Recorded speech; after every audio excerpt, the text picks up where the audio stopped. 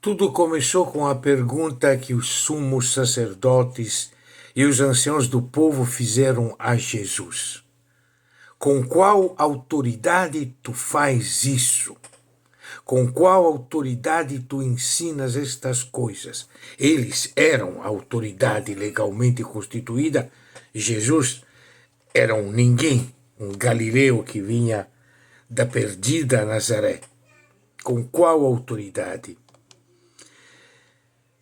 Jesus responde com 3 parábolas muito bonitas que meditamos nestes domingos.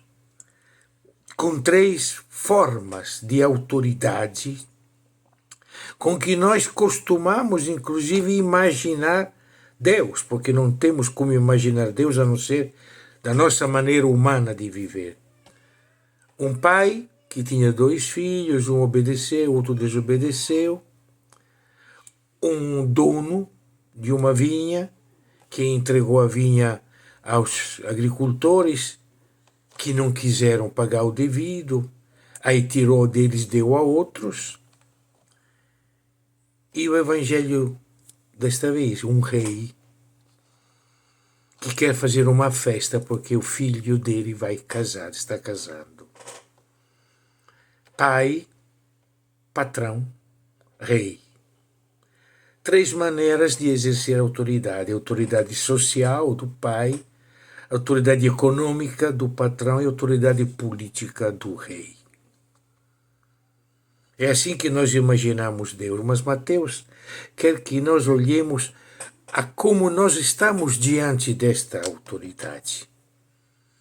Ele quer olhar para nós, não para a autoridade. Para o filho. Ele vai dizer na cara dos sacerdotes e dos anciãos do povo que os ladrões e as prostitutas, que sempre desobedeceram, na realidade vão entrar no reino antes do que eles, porque se converteram, acreditaram ao Evangelho. Ele vai dizer aos anciãos e aos sumos sacerdotes que a vinha será tirada deles, porque eles quiseram aproveitar-se da vinha só para o seu próprio interesse e será entregue a um outro povo. E aí podia dar aquele equívoco de pensar que agora Israel acabou, tem outro povo, a igreja, não tem mais judeus, tem cristãos. Não, aí explica de novo com a 3ª parábola. Tem convidados que não aceitam porque tem mais coisas para fazer. Eles que teriam condições de adquirir, de ter sua veste nupcial, porque tem campos, tem negócios que estão seguindo, eles não vão. E o banquete será aberto aos que não têm nada, aos que estão nas encruzilhadas, no fim do caminho, aos pobres, aos últimos, aos impuros, aos pecadores. Abre-se as portas. Então entendemos que não é uma questão de povo, se Israel ou os palestinos, como a guerra que está acontecendo agora.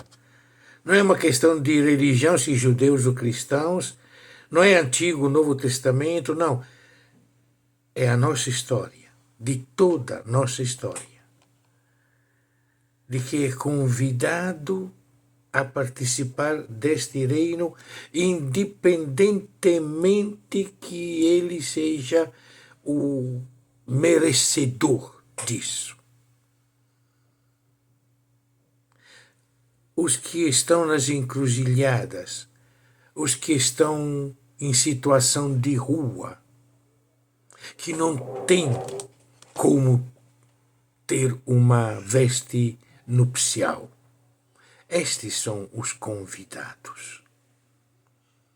Critério não é a pertença a um grupo, critério não é a pertença a um povo, critério não é a pertença a uma religião, critério não é a pertença a uma igreja, critério é os servos do rei que vão cuidar dos que não têm nada, chamá-los ao banquete e começar a servi-los, dando-lhes a roupa nupcial. Um não tem.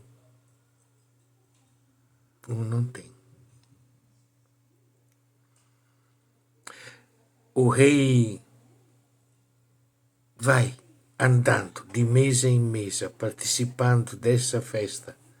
Chamará de companheiro, de amigo. Fará participar a todos deste sonho que era o sonho dos profetas.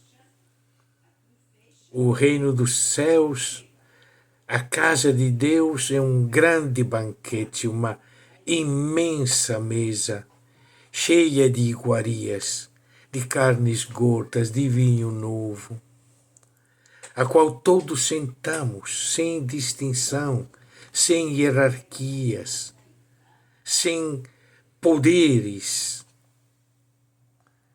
A autoridade de quem coloca a mesa à disposição de todas e de todos. Não tem outra maneira de exercer autoridade, porque esta é a maneira com que Deus exerce sua autoridade, colocando tudo à disposição de todos e de todas. O que precisa é a veste nupcial. É nós aceitar isso. Aceitar a gratuidade de Deus. Como custa acreditar? Nós teimamos em querer que Deus seja nosso devedor, porque nós fizemos tudo, porque nós fizemos direitinho, porque nós somos dignos. Se fomos chamados, é porque somos dignos de estar aí. Somos chamados, sentamos na mesa. Não, muitos são chamados, poucos os escolhidos. Mas espera aí, chamados e escolhidos parecem dois sinônimos. Tu chama quem tu escolheu. Não. Na nossa lógica, teríamos dito, muitos são chamados e poucos os que aceitam. Não, na realidade o problema é a diferença entre chamado e escolhido. É muito interessante, porque tu és chamado, mas no mesmo tempo tu és chamado porque tu foste escolhido. O povo eleito, o povo escolhido, não é uma nação, não é uma questão de sangue, não é uma questão de fé, de religião. Não, o povo escolhido são os pequenos, os pobres, os últimos. É isso, tu tem que aceitar para ti. Esta é a roupa nupcial, é a tua conversão. Muda em sua maneira de pensar.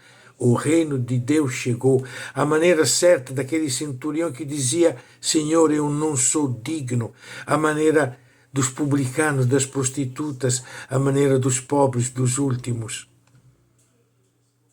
Assim se entra no reino, construindo esta fraternidade a partir dos pequenos, das últimas, dos rejeitados, ao redor de uma mesa, muito mais do que ao redor de um altar.